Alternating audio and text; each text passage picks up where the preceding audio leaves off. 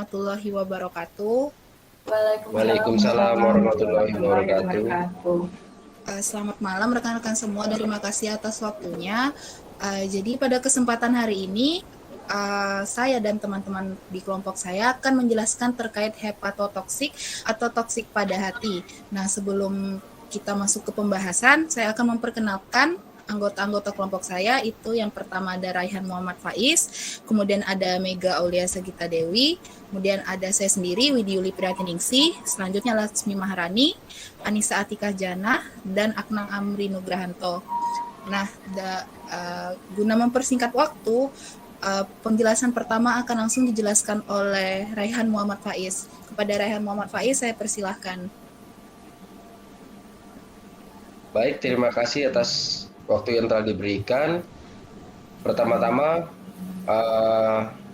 hepatotoksik yaitu merupakan penyakit toksikologi terhadap hati.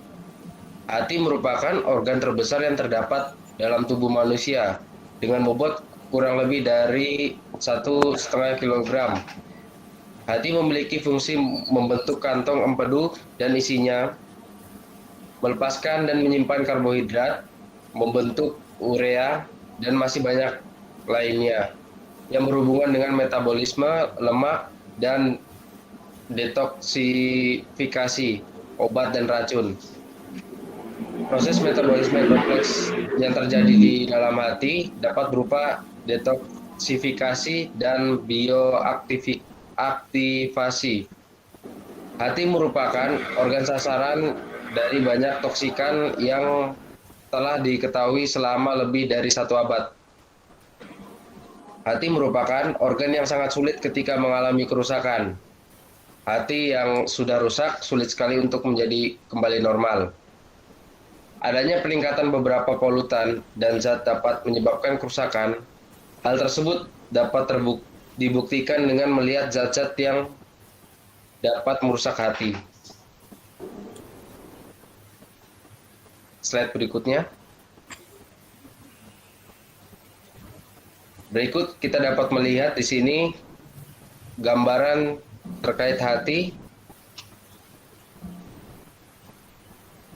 Hati atau hepar memiliki bagian-bagian yang disebut dengan lobus, yang terbagi menjadi beberapa bagian, seperti lobus hepatis dextra dan lobus hepatis sinistra, yang masing-masing memiliki fungsinya sendiri. Lobus hepatis dextra dibatasi dengan lobus hepatis sinister oleh fossa vesicae bellaris dan sulcus venae cava pada facies visceralis hepatis. Berikutnya akan dilanjutkan oleh Saudari Mega Aulia. Di sini saya akan melanjutkan dari Saudara Faiz. Gangguan fungsi hati masih menjadi masalah kesehatan besar di negara maju maupun di negara berkembang. Indonesia merupakan negara dalam peringkat endemik tinggi mengenai penyakit hati. Angka kejadian kerusakan hati sangatlah tinggi, dimulai dari kerusakan yang tidak tetap namun dapat berlangsung lama. Hepatotoksisitas merupakan gangguan hati akibat induksi obat. Manifestasi kerusakan ini dapat dilihat dari peningkatan nilai atau kadar SGOT atau serum glutamik oxaloacetic transminase dan SGPT atau serum glutamik pyruvic transaminase. Kerusakan hati juga dapat dilihat dari perubahan ukuran serta volume dari organ.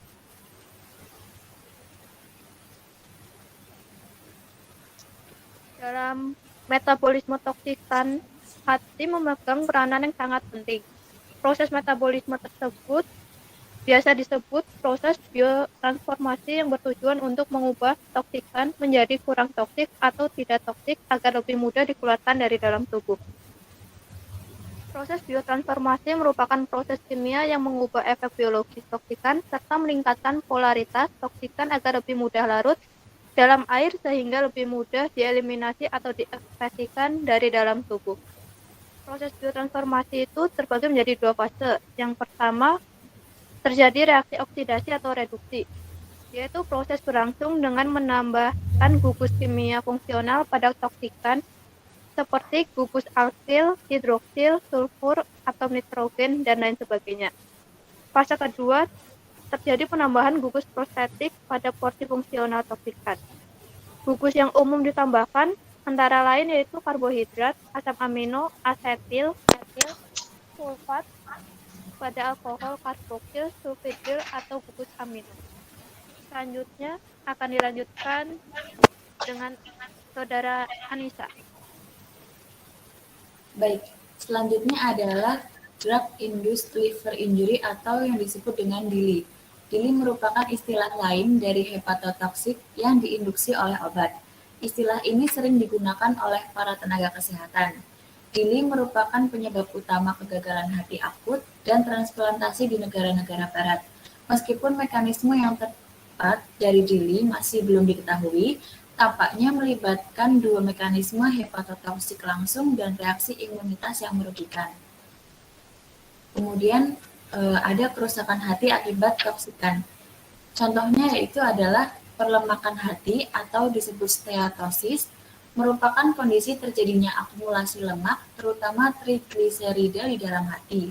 Hal ini dapat menyebabkan terjadinya penghambatan sintetis protein dan lipoprotein, hilangnya ion kalsium dan hepatosit, adanya penekanan konjugasi trigliserida dan lipoprotein, dan sebagainya. Perlemakan hati dapat bersifat akut ataupun kronik. Toksikan penyebab perlemakan hati adalah ethionin, fosfor, atau tetrasiklin. Selanjutnya adalah kolestasis. Kolestasis merupakan kondisi kerusakan fungsi hepatobiliari hati. Kolestasis terjadi akibat radang atau hambatan pada saluran empedu. Kolestasis bersifat akut.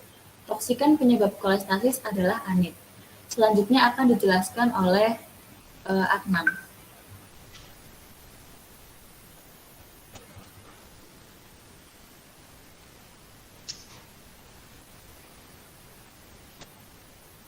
Selanjutnya hepatitis kemikal atau inflamasi hati. Hepatitis merupakan kondisi peradangan hati. Hepatitis A, B, C, dan seterusnya adalah peradangan hati yang disebabkan oleh virus, sedangkan hepatitis kemikal disebabkan oleh toksikan. Pada manusia, kondisi hepatitis kemikal tidak berhubungan dengan dosis toksikan. Masa laten dan gambaran histologis yang terjadi pada kondisi hepatitis dapat bervariasi. Gejala yang timbul pada kondisi hepatitis antara lain hipersensitivitas, demam, atau peningkatan jumlah eosinofil. Selanjutnya, sirosis. Sirosis hati merupakan kerusakan difus yang terjadi pada hepatosit. Pada sirosis juga terjadi regenerasi noduler dan fibrosis. Saat kondisi sirosis, fungsi hati mengalami penurunan, sering terjadi jaundice atau kuning dan hipertensi portal dengan segala akibatnya. Antara lain berupa asites dan varises esofagus yang mudah pecah, menimbulkan pendarahan dan menghasilkan amonia sampai dengan 100 koma. Selanjutnya akan dilanjutkan oleh Laksmi. Baik, di sini saya akan membahas mengenai evaluasi kerusakan sel hati. Kerusakan sel hati dapat dievaluasi dengan berbagai cara seperti berikut. Yang pertama, pemeriksaan fungsi hati antara lain ada BSP, protrombin, serum albumin, dan bilirubin. Pemeriksaan selanjutnya, pemeriksaan enzim di serum antara lain SGOT dan SSGPT.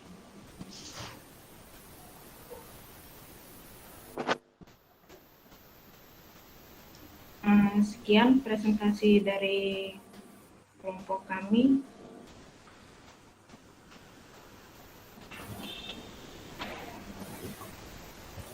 Saya kembalikan ke moderator. Baik, terima kasih kepada rekan-rekan yang sudah memaparkan materi terkait hepatotoksik atau toksitas pada hati. Nah, sebelum saya tutup, saya akan merangkum sedikit pemaparan dari teman-teman. Yang pertama itu hati memiliki fungsi membentuk empedu, melepaskan dan menyimpankan karbohidrat, serta detoksifikasi obat dan racun. Nah, hati ini sangat sulit apabila mengalami kerusakan yang disebabkan oleh peningkatan beberapa polutan. Dalam metabolisme toksikan, hati memegang peran penting. Nah, kerusakan hati ini berupa steatosis atau pelemakan hati, itu penghambatan sintetis protein, kemudian ada koleostasis atau kerusakan fungsi hepatobilitari. Kemudian materi yang terakhir itu terkait evaluasi kerusakan hati, itu dengan pemeriksaan fungsi hati dengan BSP, itu ada serum albumin dan pemeriksaan enzim seumur. Nah, mungkin itu saja yang dapat kelompok saya presentasikan. Semoga teman-teman yang menyaksikan dapat memahami terkait apa itu hepatotoksik. Lebih kurangnya saya mohon maaf. Mewakili kelompok saya undur diri. Assalamualaikum warahmatullahi wabarakatuh. Waalaikumsalam warahmatullahi wabarakatuh.